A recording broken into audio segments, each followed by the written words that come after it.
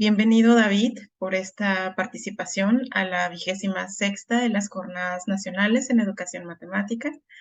Hoy tenemos el gusto de contar con tu ponencia y primeramente voy a permitirme a dar una breve semblanza sobre David.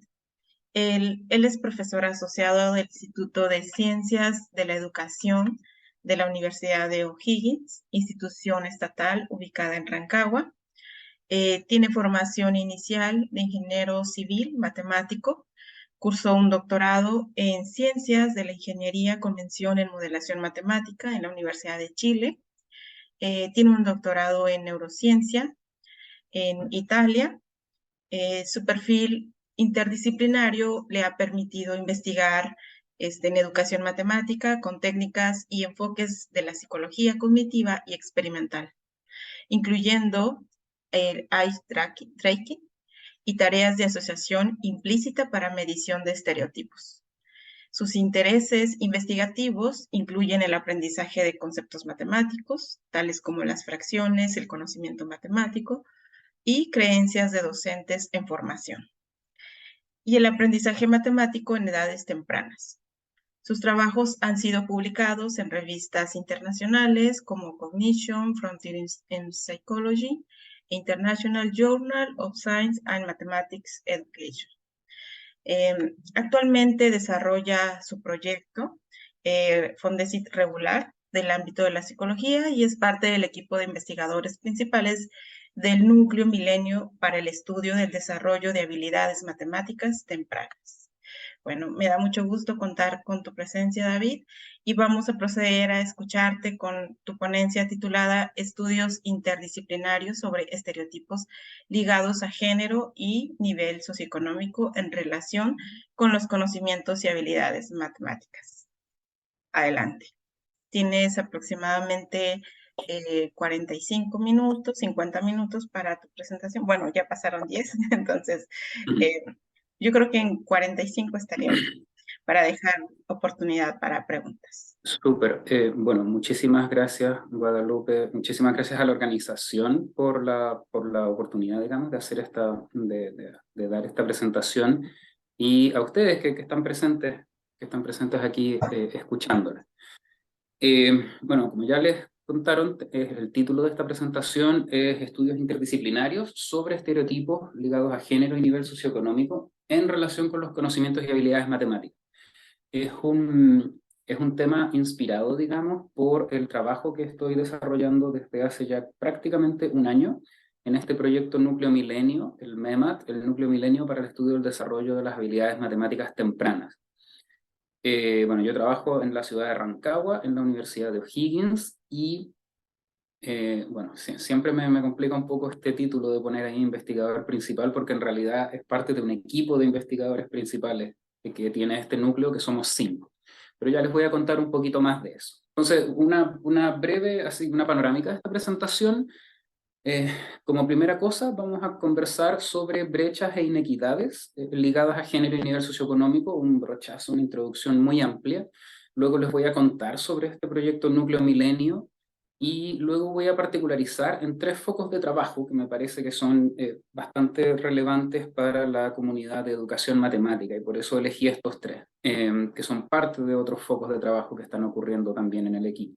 Y para finalizar esta presentación, digamos, unas reflexiones finales que me parece que es relevante compartir a la luz de estos temas importantes de brechas e inequidades. Entonces, bueno, como primer aspecto, nuestra sociedad en general, digamos, exhibe brechas importantes en resultados educativos. O sea, por ejemplo, si uno mira los datos de PISA 2018, los datos específicos de Chile, en matemática se observó que las niñas obtienen un resultado promedio de 7 puntos, que es 7 puntos menor al de los niños. Y por otra parte, si uno va a mirar la evidencia local, por ejemplo, a través del diagnóstico integral de aprendizaje que se aplicó el año pasado, 2021, desde sexto básico, los y las estudiantes que están en establecimientos en situación de baja vulnerabilidad en general obtienen resultados entre 10 y 17 puntos más altos que quienes están en establecimientos con situación de media o alta vulnerabilidad. Entonces, la verdad es que nosotros a estas alturas como que ya nos acostumbramos a escuchar de este tipo de brechas cada vez que salen los resultados de una nueva prueba o de una nueva evaluación.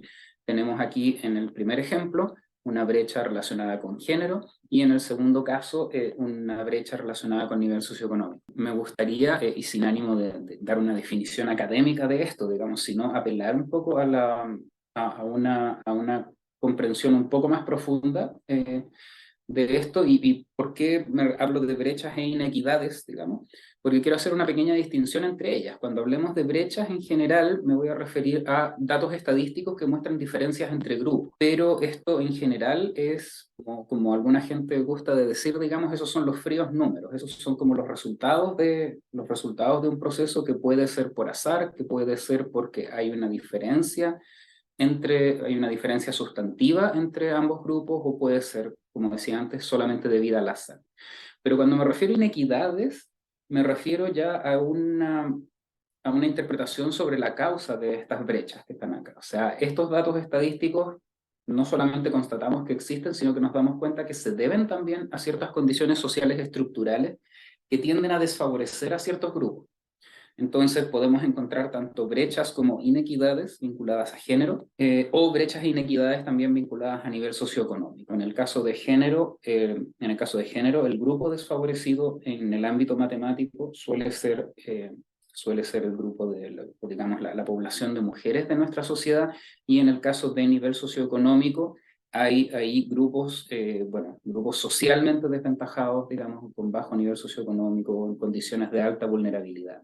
Y en ambos casos uno puede mirar a los fríos datos y decir, sí, aquí hay brechas, constatar que existen brechas, pero cuando hablamos de inequidades, constatamos también que esas brechas se deben a todo un concierto estructural de nuestra sociedad que marca ciertos favores para algunos grupos y desfavores para otros. Entonces, claro, así como el diagrama más simple del mundo, uno podría decir, bueno, estas inequidades son una causa y son una causa muchas veces oculta, estructural de estas brechas.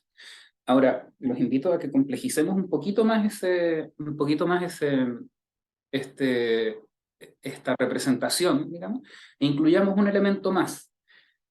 Y este elemento tiene que ver con los estereotipos vinculados a género, estereotipos vinculados a nivel socioeconómico, y estos estereotipos típicamente los vamos a ver enquistándose entre medio en esta relación, digamos, entre las inequidades estructurales y las brechas que observamos al final en los resultados, en los datos. ¿Y qué es un estereotipo? A ver, recogiendo una definición de hace ya algunos años, digamos, un estereotipo es una interpretación del comportamiento, de la personalidad o de otras características de alguien, de una persona, en términos de un conjunto de atribuciones, pero esas atribuciones se aplican en general a un colectivo. O sea, cuando estamos hablando de un estereotipo, podemos pensar como que los italianos son ruidosos, que la gente negra es atlética, que los hombres son mejores para la matemática o que las mujeres son más estudiosas. Aquí en este último caso tenemos estereotipos específicos vinculados a género, uno a matemática y el otro no, de tipo más general. Pero en cualquier caso son atribuciones de características, digamos, de comportamiento, de personalidad que se hacen a un colectivo, digamos. Aquí se echa en el mismo saco a todos los italianos, a toda la gente negra, a todos los hombres o a todas las mujeres. Y estas interpretaciones y atribuciones suelen ser socialmente compartidas. O sea, la verdad, no solemos hablar de estereotipos cuando solo yo personalmente tengo una creencia sobre un colectivo, sino que más bien estas cosas suelen ser socialmente compartidas. Y aquí vale la pena, digamos, decir, ¿por qué yo pongo a los estereotipos en el centro de este simple modelo que teníamos antes? Es porque esos estereotipos de género, por ejemplo, afectan nuestro actuar, y afectan nuestro actuar incluso en el aula matemática. Aquí me quiero referir a un estudio publicado por Espinosa y Taut del año 2016, en donde ellas fueron a observar aulas donde se enseñaba matemática, digamos, aulas de séptimo básico, de docentes chilenos, tanto hombres como mujeres, y a través de esos registros de clases y observación a través de pautas se dieron cuenta de que había una mayor retroalimentación y se les hacían preguntas de mayor nivel de desafío cognitivo a los niños de esas aulas en comparación con las niñas de esas mismas aulas. O sea, estamos hablando de los mismos docentes, tanto hombres como mujeres, y en general hay un mayor involucramiento, había en esas clases un mayor involucramiento de los estudiantes hombres, y más aún estos y estas docentes les dedicaban preguntas de mayor desafío cognitivo. O sea, estos estereotipos no solamente están ahí de una manera declarativa, sino que efectivamente se notan en las prácticas cotidianas, digamos, que tenemos incluso en el aula. Y otra cosa importante acá es que estos estereotipos suelen actuar de forma implícita. O sea, estas docentes que fueron grabados seguramente no se daban cuenta, o en muchos casos no se daban cuenta de esto, y sin embargo, al observarse uno en el video, se da cuenta de que estas prácticas están ahí y de que hay un sesgo en estas prácticas que uno está adoptando. Entonces, hay otra cosa que hay que notar acá, es que estos estereotipos y esta actuación implícita de estos estereotipos constituyen fundamentalmente una barrera para el desarrollo de clases que sean verdaderamente inclusivas. Y aquí es donde, después de esta introducción, digamos, aquí donde les quiero contar un poco más sobre el proyecto Núcleo Milenio, que se constituye a fines de diciembre, bueno, a mediados de diciembre de 2021, este Núcleo Milenio para el estudio del desarrollo de las habilidades matemáticas tempranas. Su objetivo general es estudiar estas brechas e inequidades que estábamos conversando en el ámbito del aprendizaje matemático, y más específicamente el aprendizaje matemático temprano. Y este es un proyecto asociativo en el que participamos 3 universidades: la Universidad Católica de Santiago, la Diego Portales y la Universidad de O'Higgins de Rancagua. Tiene, desde su formación, digamos, desde su núcleo, tiene un enfoque interdisciplinario, tiene un foco en equidad, y por eso partí esta exposición, digamos, poniendo este acento en inequidades ligadas a género y nivel socioeconómico. Bueno, tiene 3 líneas de investigación que se pueden resumir.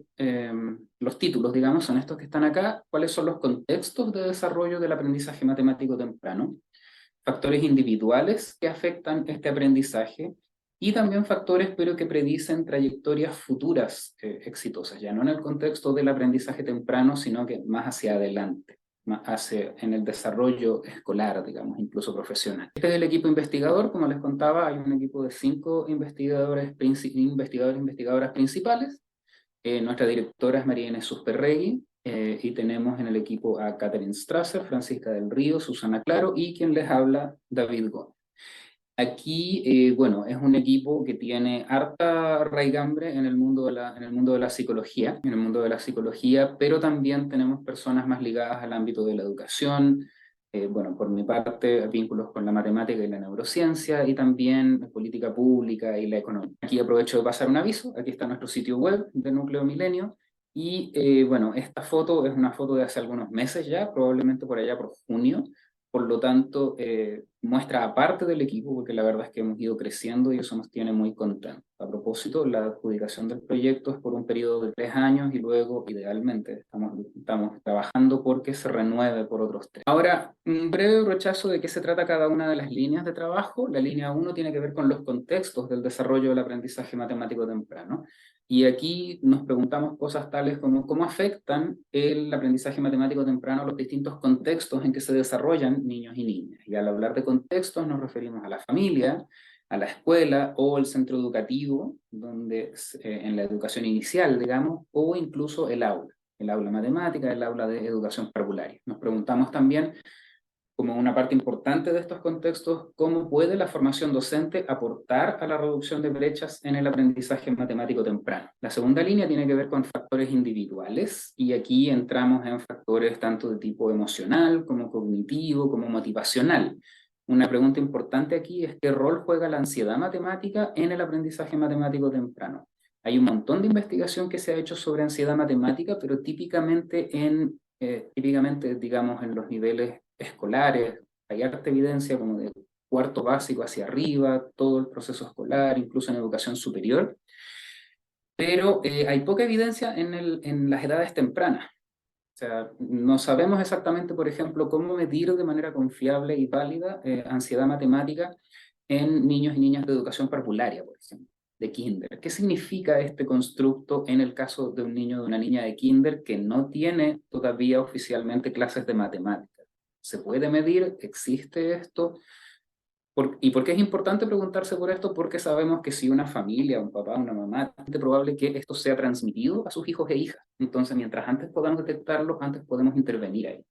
Y la idea también es preocuparnos de esto a múltiples niveles, porque puede ser, como decía, que padres y madres tengan ansiedad matemática y no es compartan la palabra, que digamos nos transmitan a sus hijos e hijas, pero también podemos encontrar docentes de educación parvularia o de educación básica que tienen a su vez ansiedad matemática, cómo la pueden gestionar, cómo la pueden trabajar, y por supuesto la ansiedad matemática de los mismos estudiantes de educación inicial.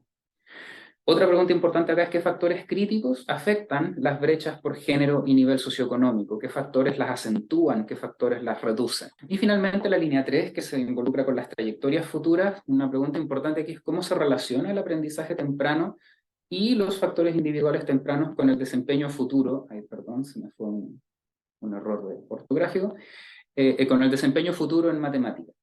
Y esto se va a realizar, por supuesto, como es un proyecto de 3 años comprometidos solamente, va a haber un trabajo importante con análisis de bases de datos secundarias, o sea, datos SIMS, datos TIMS, por ejemplo, bases de datos que nos permitan tomar una proyección a varios años.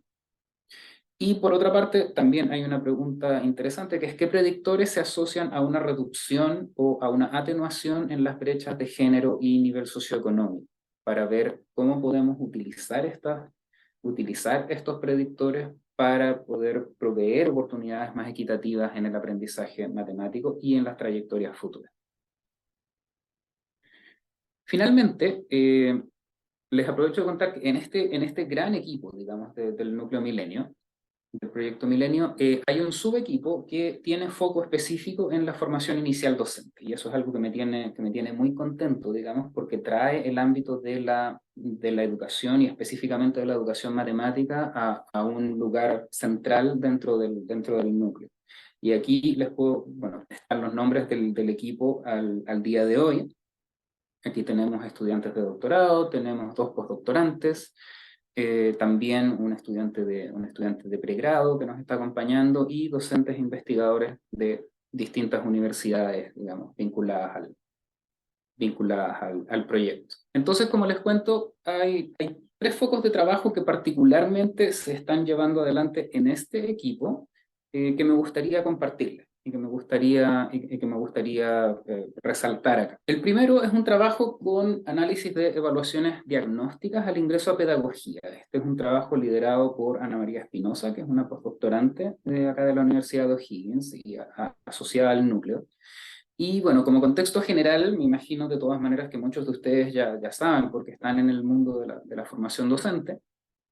Está la ley 20.903, que establece que las instituciones que hacen formación inicial docente deben aplicar evaluaciones diagnósticas a sus matriculados y matriculadas. Y estas evaluaciones diagnósticas tienen que servir para apoyar o, digamos, para realizar acciones de nivelación y acompañamiento. Ahora, esa ley no establece ni cuántas ni cuáles evaluaciones diagnósticas tienen que hacerse, solamente da este mandato, digamos, de que se tienen que aplicar y se tienen que utilizar para nivelación y acompañamiento. Entonces, algo muy común en muchas instituciones es que una de esas evaluaciones diagnósticas sea una evaluación diagnóstica de matemáticas. Y efectivamente, en nuestro caso, no somos la excepción. Tenemos una evaluación diagnóstica vinculada a la matemática que se aplica a todos los estudiantes que ingresan a la Escuela de Educación de la Universidad de O'Higgins. En este caso, estamos analizando específicamente los datos de las cohortes de 2021 y 2022, y bueno, dependiendo del cuestionario específico, porque distintas carreras tienen distintos cuestionarios, dependiendo del cuestionario específico, el constructo específico del que hablemos, estamos hablando de hasta 7 carreras: educación parvularia, educación básica, educación especial, pedagogía en inglés, lenguaje y comunicación, matemática y ciencias naturales. Ahora, esta evaluación particular que aplicamos en la Universidad de O'Higgins se refiere tiene 3 ámbitos principales, digamos, 3 focos principales. Uno es conocimientos matemáticos y creencias sobre la matemática, que es en la parte de conocimientos está prácticamente íntegra del trabajo que realizaron Martínez Videla y colegas y que se publicó en 2019. La parte de creencias sobre la matemática la hemos ido adaptando, pero también tomamos ese mismo cuestionario de base. Incluimos también una escala sobre ansiedad matemática que adaptamos de este grupo español, si mal no recuerdo. Y incluimos, digamos, ahora recientemente preguntas sobre el nivel de confianza que estos estudiantes declaran sobre sus propios conocimientos. Es una, digamos, conceptualmente es algo que se parece bastante a medidas de autoeficacia, sin embargo, tiene un foco mucho más micro, digamos. Nosotros les presentamos a los estudiantes una pregunta sobre conocimiento matemático que la tienen que responder y luego inmediatamente después les preguntamos ¿con qué nivel de confianza tú crees que tu respuesta estaba correcta?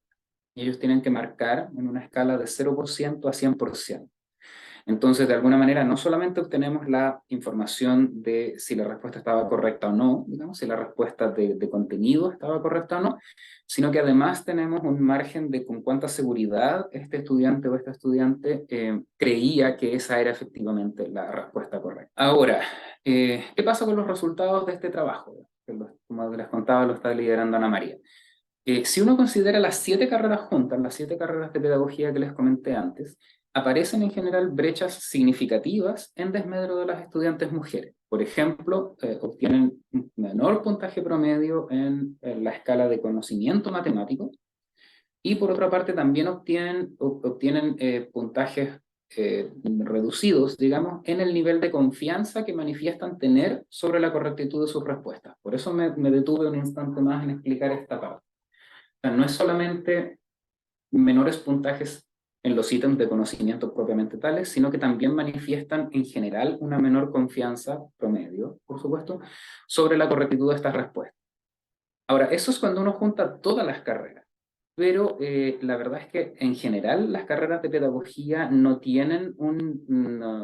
están balanceadas, digamos, en términos de hombres y mujeres matriculados en ellas.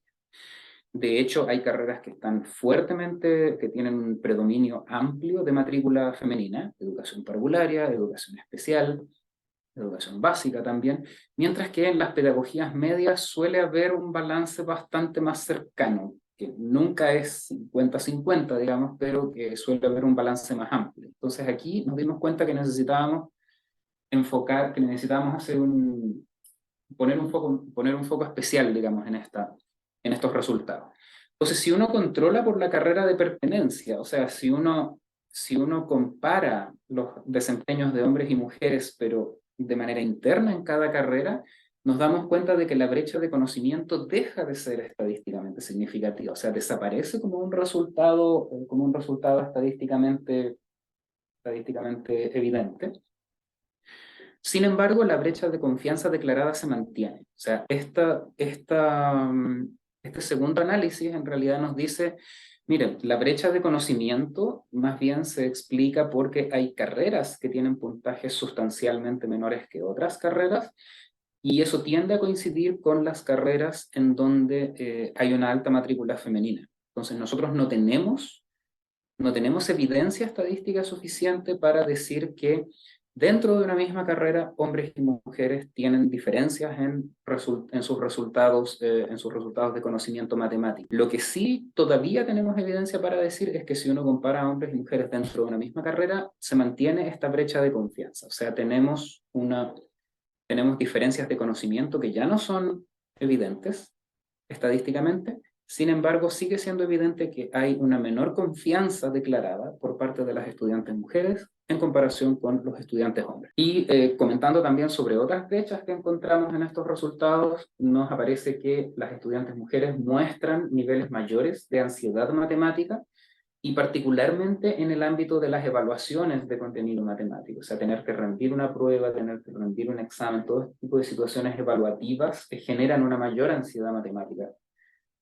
A diferencia de otras situaciones, por ejemplo, hacer matemática propiamente tal. Y en general las estudiantes mujeres muestran un peor autoconcepto en relación con la matemática, en el sentido de percibir la matemática como algo cercano a ellas, sentirse como gente matemática, de alguna manera.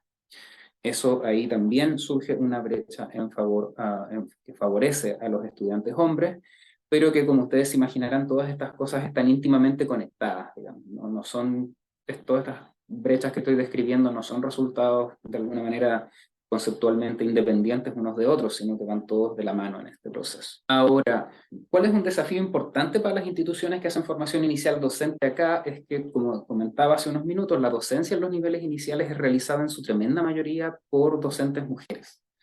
Y además la investigación ha mostrado que estas disposiciones afectivas hacia la matemática, por ejemplo, la ansiedad o la evitación, se pueden transmitir a través de interacciones pedagógicas en las aulas tempranas, en las aulas iniciales. Así es que aquí hay un desafío importante de cómo hacer efectivamente que la matemática pueda ser presentada y concebida como una actividad para todas y todos, y que efectivamente podamos transmitir eso a a nuestros estudiantes de pedagogía el día de hoy y a nuestros estudiantes en el aula inicial en el futuro. El segundo tema del cual les quería contar, lo estamos planificando, pero todavía no se desarrolla, tiene que ver con medición de estereotipos implícitos. A ver, en el ámbito de los estereotipos hay varios, y algunos de ellos conectan el género y la matemática, y actividades como la matemática. Por ejemplo, niños y niñas en edad escolar, durante la escolaridad, comienzan a considerar la matemática como una actividad eminentemente masculina. Aquí hay un estudio que fue publicado el año 2000, en donde estos investigadores pidieron a niños y niñas de séptimo básico que dibujaran un matemático en su trabajo. Y lo pongo aquí en inglés porque en inglés esta frase, a mathematician at work, es neutral respecto de género. En esa frase uno no puede evidenciar si la persona es hombre o mujer, a diferencia del idioma español, digamos, como lo diríamos nosotros.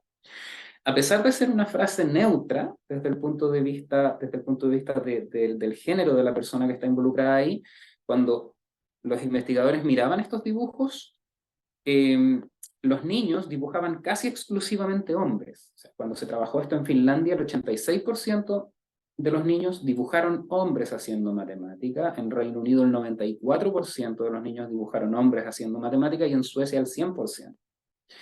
Mientras que las niñas, hubo ahí un cambio, hubo una diferencia significativa respecto de los niños, pero las niñas todavía dibujaban mayoritariamente hombres. Por ejemplo, en el caso de Finlandia, el 61% de las niñas que participaron dibujaban hombres haciendo matemáticas. En Reino Unido, 41% solamente. En Suecia, 79%. Quiero poner el dato acá de que Reino Unido fue el único país donde esa cifra estuvo bajo el 50%.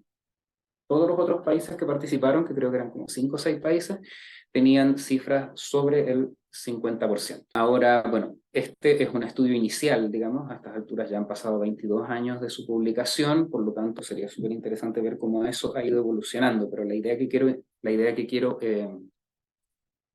quiero subrayar acá es que hay estereotipos que surgen desde las tempranas edades, digamos, que tienden a asociar la matemática como una actividad masculina más que femenina. Ahora, ¿a qué me refiero con actitud? Bueno, una actitud, digamos, es una predisposición para evaluar algún objeto en forma favorable o desfavorable. Y en este sentido, tomando una definición más técnica, digamos, el estereotipo es una actitud que asocia ciertas características. Por ejemplo, ser matemático y ser hombre. Aquí hay una atribución al al grupo de hombres que los asocia con la característica de que les va bien en matemáticas. Y si uno quiere estudiar estereotipos, bueno, lo puede hacer, por ejemplo, preguntando a través de un cuestionario directamente, hacer preguntas explícitas sobre qué nivel de acuerdo tiene usted con las siguientes afirmaciones, y ahí preguntar con afirmaciones que coincidan con ciertos estereotipos. El problema es que este tipo de preguntas suele tener problemas de validez. ¿Por qué? Porque, por ejemplo, cuando uno se encuentra con un cuestionario de estas características, uno puede inhibirse de responder con total franqueza, debido, por ejemplo, a un deseo de no responder cosas socialmente indeseables. Entonces, uno ahí tiene que tratar de hacer lo posible por dar un espacio, por dar un ambiente de anonimato, digamos, para que la persona pueda sentirse en confianza de responder de la mejor forma, pero aún así, todos y todas tenemos nuestro ser crítico interno, digamos, que igual nos podría inhibir, digamos, nos podría empujar en la dirección de respuestas socialmente aceptables. Entonces, desde ese punto de vista, si uno observa la investigación en años recientes en psicología social, se han desarrollado distintos métodos, instrumentos indirectos para medir estereotipos, para medirlos de manera implícita, ya no explícita. Y aquí les quiero contar un poquito, sin extenderme en el tiempo, digamos, les quiero contar de una tarea que se llama tarea de asociación implícita, que fue, que tiene mucha investigación alrededor, y estos autores del año 2007 publicaron una revisión, digamos, una revisión de trabajos que se habían hecho con esta tarea. Es una tarea computarizada, es una tarea de clasificación contra el tiempo, ¿ya?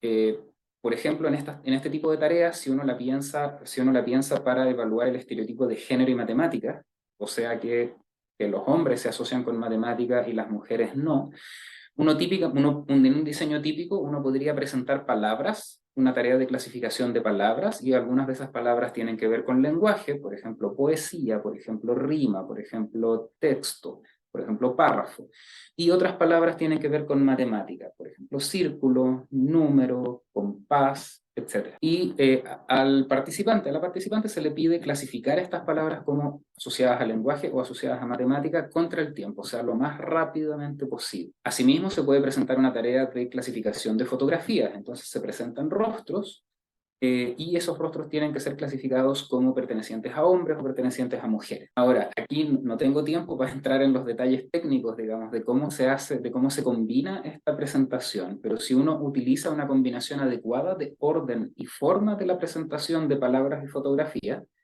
entonces esta tarea nos permite calcular un índice a partir de los tiempos que se demora la gente en responder, nos permite calcular un índice que cuantifica el peso relativo de dos asociaciones. La asociación hombre con matemática versus mujer con lenguaje, esa asociación en contraposición con la asociación de mujer y matemática versus hombre y lenguaje. Ahora, los resultados que se han encontrado con esta tarea en distintos niveles de la escolaridad e incluso con adultos que se trabaja en esta, han mostrado que este índice tiende a favorecer la asociación de hombre con matemática y mujer con lenguaje, o sea, de alguna manera cuando esas categorías se agrupan de esa manera, las respuestas tienden a ser más rápidas y ahí se cometen menos errores que si uno que si uno agrupa las respuestas de la forma contraria. Entonces, como les digo, estas tareas en general confirman un estereotipo de género implícito en relación con la matemática, y aquí les pongo tres referencias. Una de, si mal no recuerdo, la primera es de Estados Unidos y las otras dos son de estudios hechos acá en Chile. Ahora, ¿en qué estamos trabajando nosotros? En que queremos adaptar estas tareas para abordar no solamente el estereotipo de género, sino también estereotipos ligados a nivel socioeconómico, y queremos explorar su utilidad como experiencias gatillantes de reflexión. O sea, no solamente realizar una de estas tareas, sino que también apelar a la experiencia que tiene una persona al realizar una de estas tareas. ¿En qué sentido? En que cuando las categorías se presentan asociadas de una manera o de otra, uno tiene cierto nivel de conciencia de en cuál de las dos situaciones se empieza a equivocar más o le empieza a costar más, se empieza a demorar más en responder. Entonces tenemos el proyecto, digamos, de utilizar estas experiencias como experiencias gatillantes de reflexión para luego a través de entrevistas semiestructuradas o a través de grupos focales sostener reflexiones respecto de por qué creen ustedes que nos demoramos más en una situación que en la otra, qué podemos hacer con eso, qué dice eso acerca de nosotros. Y lo estamos pensando también como una potencial metodología de trabajo vinculada a estereotipos para la formación inicial de docente, específicamente en el ámbito de matemática, pero podría resultar también como una experiencia mucho más amplia. Me refiero para otras disciplinas también. Y por último, el tercer foco que les quiero contar tiene que ver con el conocimiento matemático para la enseñanza inicial. Esto es algo que se está empezando a trabajar con mucha fuerza ya desde hace algunos años en el ámbito de la educación matemática. Y parte de la constatación, digamos, que la educación inicial es un contexto fundamental para el desarrollo de las habilidades matemáticas tempranas. Y una de las preguntas importantes que nos hacemos acá es qué conocimiento movilizan los y las docentes de estos niveles para la enseñanza de conceptos y habilidades matemáticas. En particular, si uno revisa las bases curriculares de la educación parvularia, las nuevas bases curriculares de la educación parvularia que datan desde 2019, se pone acento, por ejemplo, en representar en múltiples formatos cantidades, números, y comunicar tanto ideas matemáticas como los procesos que niños y niñas utilizaron para resolver un problema. O sea, si nosotros vamos a revisar esas bases curriculares, tienen elementos importantes no solo de conocimientos matemáticos, sino que también de habilidades, de procesos y me estaba repitiendo, de habilidades matemáticas. Entonces, para lograr esto, bueno, queremos enfocarnos en el conocimiento didáctico de las matemáticas que sea específico para la enseñanza inicial, por ejemplo, pensando en un marco como el que Alsina y Delgado Rebolledo propusieron y que se publicó este año. Y queremos hacer notar, de que la formación inicial docente para la educación parvularia, para poder trabajar esta experticia y para poder involucrar este conocimiento específico de las matemáticas, requiere de un diálogo interdisciplinario entre especialistas de formación inicial, de educación matemática y de psicología. Aquí, digamos, tenemos un proyecto en curso, que olvidé poner su nombre aquí en la diapo, pero lo está liderando Claudia Cornejo, que es una docente de acá de la Universidad de O'Higgins, de la carrera de Pedagogía Básica. El foco de este proyecto es comprender, como un primer paso, digamos, es comprender la valoración de educadoras y educadores sobre las justificaciones o argumentos matemáticos que dan niños y niñas. ¿Cuál es nuestro foco particular de interés? Es, de alguna manera, contrastar esta idea de que un niño o niña puede dar una respuesta incorrecta, pero justificada de una manera matemáticamente adecuada, o podría potencialmente dar una respuesta correcta, pero que está mal justificada. O sea, que en el fondo se llegó a esa respuesta por azar o por algún procedimiento incorrecto. Entonces queremos revisar específicamente cuál es la percepción de estas educadoras y educadores sobre respuestas correctas que fueron obtenidas a partir de un procedimiento incorrecto o que son justificadas de una manera inadecuada. Por ejemplo, si uno pregunta cuántos dulces hay acá sobre la mesa o cuántos dulces tiene tu compañero, uno podría decir, bueno, que tiene 7 dulces porque esos son los que le dio su mamá. O podría decir, por ejemplo, que son 7 porque los acabo de contar uno a uno y veo que son 7. Y queremos contrastar esta percepción sobre respuestas correctas pero mal justificadas con respuestas incorrectas pero que han sido obtenidas a través de un procedimiento adecuado, pertinente. Porque todos sabemos que puede ser que el procedimiento haya estado bien aplicado, pero que haya habido un error de cálculo, o que se haya contado 2 veces un mismo objeto por un error de desatención, por ejemplo.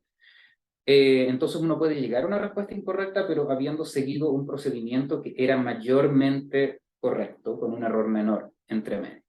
Entonces queremos poner foco en este contraste y ver qué pasa actualmente con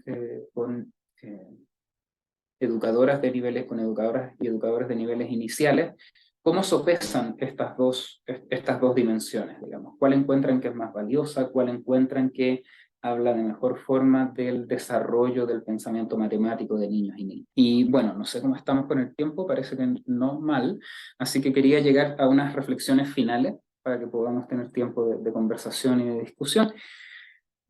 Y en estas reflexiones finales, bueno, la verdad quiero ir un poco más amplio, digamos, no me quiero enfocar en ninguno de los focos de estudio específicos que les quiero contar, sino más bien volver al tema de las brechas e inequidades. ¿Qué pasa? ¿Cómo uno puede abordar este problema de los estereotipos, de las brechas e inequidades debidas a género y nivel socioeconómico, particularmente en la matemática temprana? Creo, y aquí es una, una definición personal, digamos, creo que es importante que no se caiga en una perspectiva que adscriba porque hay que tomar una perspectiva que no adscriba este problema a los individuos, a los niños, a las niñas, a los y las docentes, a cada persona de manera individual. En este contexto, ¿y por qué creo que eso es importante? Porque estas cosas en general tienen origen sistémico, tienen un origen cultural, de sociedad, y por lo mismo si uno trata de atacar estos problemas a nivel individual, trabajando estamos trabajando al menos parcialmente en un nivel que puede no ser el más efectivo y puede no ser el adecuado para enfrentar este tipo de problemas. En ese sentido, los programas de formación inicial docente sin duda están llamados a desafiar las creencias y estereotipos de sus estudiantes, de los futuros y futuras profesores, para hacer realidad una educación inclusiva. Pero eso no significa que no solamente hay que hacer un trabajo desde una lógica de nivelación individual. Esto no es un problema de cada estudiante y que uno tenga que enseñarle, así como le enseña más matemática a ciertos estudiantes, no es que a cada uno le pueda enseñar más inclusión a cada estudiante por separado. En ese sentido, repito, digamos, los estereotipos y sesgos son un problema inherentemente, esencialmente social y por lo tanto requiere un abordaje sistémico más allá de las actividades curriculares. Y aquí a modo de ejemplo, les cuento y les comento, digamos, cuando una institución formadora de profesores, que hace formación inicial docente, por ejemplo, organiza eventos con personas expertas, cuando se organizan los seminarios y uno invita a ponentes a presentar, ¿con qué frecuencia son estas personas expertas, hombres o mujeres? A fin de cuentas, si uno se da cuenta, con esa declaración de que esta persona que viene a hablarnos es una persona experta, nosotros le estamos mostrando a nuestros estudiantes, tanto hombres como mujeres, quiénes son las voces autorizadas, quiénes son las voces que este campo desea escuchar. Y bueno, ahora cada vez menos, ahora mucho menos, pero hasta hace algunos años era muy común encontrar paneles de expertos en todas las áreas del conocimiento en el cual se invitaba solamente a hombres o la participación femenina era muy reducida. Y bueno, llegaron a hacer noticia en redes sociales varios paneles porque eran temas, se referían a temas que sin duda requerían una perspectiva femenina y sin embargo los paneles estaban compuestos casi exclusivamente o exclusivamente por hombres. Ahora, eso no basta solamente salir a mirarlo afuera, sino qué pasa efectivamente en las actividades que en nuestras carreras, en nuestras unidades académicas estamos organizando, que nuestras escuelas están organizando. Y aquí los quiero invitar a que pensemos con un ejemplo de la propia casa, digamos, la Comunidad de Educación Matemática Nacional, chilena. Bueno, ¿cuál es la representación de hombres y mujeres en nuestros propios eventos anuales? Para dar un puntapié, digamos, y una motivación a la discusión y a la reflexión al respecto de esto, me puse a revisar las nóminas de conferencistas plenarios y de conferencistas especiales de las Jornadas Nacionales de Educación Matemática, que es el gran evento de educación matemática en Chile, desde 2016 hasta 2022, hasta este año. Y veamos, ¿cuál es el porcentaje de conferencistas hombres y mujeres a lo largo de los años? El resultado es este.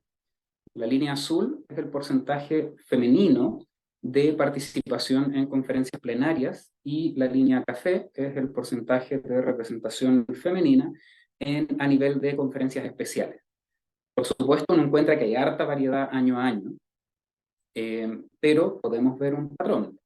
Si bien uno desearía, por ejemplo, que esto al menos esté cercano al 50%, y tenemos que reconocer que en el ámbito de educación matemática hay una gran cantidad de colegas mujeres muy potentes. Sin embargo, observamos, digamos, que a nivel de conferencias especiales, si bien estamos cerca del 50%, al nivel de conferencias plenarias estamos más cerca del 36%, si mal no recuerdo. Creo que las líneas punteadas son los promedios y creo que son 53%, esta de acá arriba, y 36% esta de acá abajo. Este gráfico yo lo preparé cuando tenía que mandar la versión impresa el paper, digamos, de la conferencia especial, y acá en 2022 hubieron algunos cambios de último minuto en los últimos anuncios del Congreso, y aquí no aparecen reflejados, digamos. En particular, el punto café de 2022 tiene que estar más arriba. O sea, de hecho, en las conferencias especiales hay varias y está bastante equilibrado, cercano al 50%, pero de hecho hay una mujer más que expositores hombres a nivel de conferencias especiales. Sin embargo, si uno se fija a nivel de conferencias plenarias, la brecha es efectivamente más grande. Tenemos 3 años, por ejemplo, en que no hubo ninguna mujer en la alineación, digamos, de conferencistas plenarios, y solamente 1 año en contraposición donde todas las conferencistas plenarias fueron mujeres. Ahora, aquí no es que haya un diseño grande, no es que haya una persona o un grupo de personas que haya decidido que esto vaya a ser así, sino que justamente estas son expresiones de una situación de sociedad, digamos, de una situación cultural que se va expresando de esta manera a lo largo de los años. Pensemos que acá todas organizadas por grupos distintos de personas, por instituciones distintas. Entonces, no es que haya una decisión de diseño de que esto haya resultado así. Pero si no ponemos atención sobre estas cosas, si no llamamos la atención sobre estas cosas, va a ser más difícil poder efectivamente generar un cambio hacia el futuro. Así que bueno, desde el punto de vista del núcleo, digamos, nosotros apostamos a que esta investigación sea un aporte al desarrollo de aulas inclusivas, particularmente en los ámbitos de género y nivel socioeconómico, Y esta investigación creemos que puede ayudar visibilizando situaciones que promueven o que mantienen o que afectan los sesgos y estereotipos que observamos alrededor nuestro. Y también nos puede servir para estudiar y para promover prácticas inclusivas en la educación matemática temprana. Y en este sentido, por supuesto, esto tiene que ser un esfuerzo interdisciplinario. Nosotros somos un grupo relativamente chico, por supuesto, y aquí es súper importante para nosotros, y por eso es una de las motivaciones de esta conferencia de hoy, poder tender vínculos de colaboración con la comunidad de educación matemática nacional y empezar a hacer sinergias en torno a este tema y por este objetivo común. Muchísimas gracias por su atención, muchísimas gracias al apoyo al apoyo de la ANID a través de la Iniciativa Científica Milenio, y nada, pues, muchísimas gracias por su tiempo, sus ganas, por estar acá, y quedo atento por cualquier pregunta, comentario o discusión que queramos tener. Muchas gracias, David, por tu excelente participación. Sin duda nos dejas reflexionando sobre muchos puntos que tocaste y que tiene que ver pues con la visibilidad de la inclusión, de las brechas que hay ahorita actualmente en género. Entonces voy a ceder palabra a los asistentes. Si alguien tiene pregunta, comentario, se lo puede hacer con toda confianza a David. Puede activar su micrófono. Bueno, en lo que alguien se anima, yo voy a hacer una pregunta que me surgió a lo largo de tu presentación y tiene que ver cuando hablabas del nivel de confianza que tenía el estudiante o cuando presentaba ansiedad, por ejemplo, ante una situación problema o ante un problema. Entonces, yo me preguntaba si estos problemas que ustedes han utilizado para esta parte de la evaluación diagnóstica tienen algunas características como para tratar de ver o de evidenciar si hay este tipo de factores que tienen que ver con la ansiedad o con el nivel de confianza. Y creo que había otro que mencionaste también, del conocimiento matemático. Claro, conocimiento, creencias, confianza y ansiedad. Sí, Lo que pasa es que, bueno, ahí en realidad no tengo una diapo preparada para esto, pero lo que pasa es que la evaluación diagnóstica que tenemos en realidad se compone de reunir varias evaluaciones o varias escalas que hemos reunido de distintas fuentes, digamos. Partimos con una que es un cuestionario de conocimientos matemáticos y que está enfocado en las bases curriculares de primero a sexto básico, porque nosotros pensábamos, digamos, que esto tiene que ser accesible a estudiantes, digamos, es la matemática que los estudiantes de pedagogía básica de primero a sexto deberían enseñar el día de mañana. Entonces, por eso tomamos ese cuestionario como base, y eso venía de la mano también con una escala de creencias hacia la matemática. Por ejemplo, ¿cuál es el grado de creencia que tienen estos estudiantes que la matemática es una colección de fórmulas que se tienen que aplicar de forma repetitiva? O que piensan que la matemática es una actividad para la que se requiere creatividad, por ejemplo. Y luego fuimos agregando otras escalas, una escala distinta que se aplica aparte, es la que te comentaba sobre ansiedad matemática. Entonces, en ese sentido, no podemos hacer como el match perfecto, digamos, de decir que hay ciertas preguntas que te generen más ansiedad que otras. Lo que sí hicimos en el caso de la confianza en los conocimientos, tomamos ese enfoque porque, bueno, la verdad es que este es un desarrollo bien experimental porque lo incluimos solamente hace 2 años, antes no estaba esa parte, y decidimos incorporarlo sobre una base de pregunta a pregunta, porque eso es lo que habíamos visto en la literatura que se trabajaba. Porque de alguna manera para nosotros es importante diferenciar cuando un estudiante tiene una respuesta correcta con un alto nivel de confianza versus cuando tiene una respuesta correcta, pero la verdad es que está adivinando. Entonces nosotros pensamos que esa puede ser una manera de distinguir. Y también nos da ciertas señales que son interesantes. Por ejemplo, hay ciertos ejes de contenido o ciertas preguntas que los estudiantes pueden tener incorrectas, pero aún así manifestar un alto nivel de confianza. Que es una situación, digamos, que uno puede considerar como de alto riesgo, digamos, que el día de mañana yo voy a estar enseñando un contenido, lo voy a estar enseñando erróneo, pero convencido de que está bien. Entonces, creemos que por ese lado puede haber un potencial importante de incluir esto como un elemento en evaluación diagnóstica. Sin embargo, lo estamos haciendo recién desde hace 2 años solamente, entonces tampoco hemos tenido oportunidad de elaborar como Ok, perfecto. digamos, las consecuencias de largo plazo de hacer. Sí.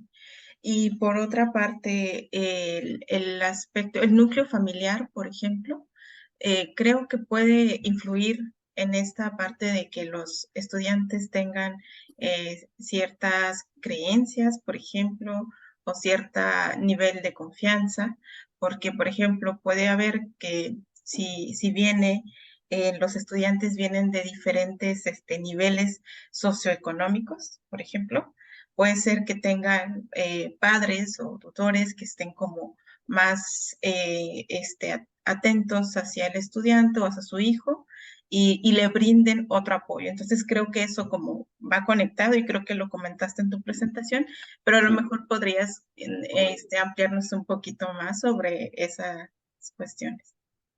Sí, a ver, bueno, esa es una línea de trabajo que están llevando más las colegas las colegas de la Universidad Católica, pero esencialmente parte de la base de observar de que no tiene mucho sentido hacer el estudio con los estudiantes, con los escolares, digamos, y quedarse solo en ese nivel, sino que hay que considerar también cuál es el entorno familiar que ellos y ellas tienen.